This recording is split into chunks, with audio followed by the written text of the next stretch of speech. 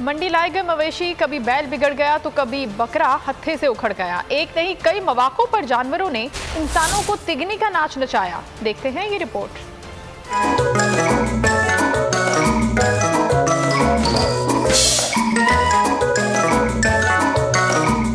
मंडी से आई, घर आई तो हाथ से गई। कराची में टहलने वाली गाय ने यकायक चौथा गियर लगाया और लोगों की दौड़ लगवा दी।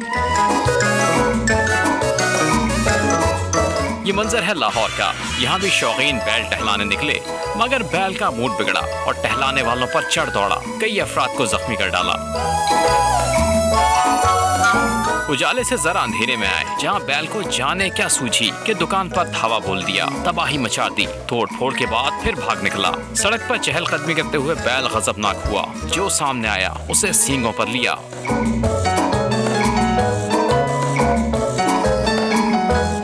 मंडी से लोड होने वाला बैल अनलोड होने को तैयार नहीं। सुजुकी से उतरते ही बैल ताव खा गया। जंजीर तुड़वाने की तगोदों में खुद को जमीन पर पटक दिया। रस्सी और जंजीर के जरिए बैल को दो अतराफ से पकड़ना पड़ा, मगर बैल किसी तौर काबू आने को तैयार न था। कराची में काला बैल भाग दौड़ के बाद सड़क पर आ खड़ा हुआ। एक साहब ने चैलेंज करने की जुर्रत की, सींग दे मारा और फिर भाग निकला।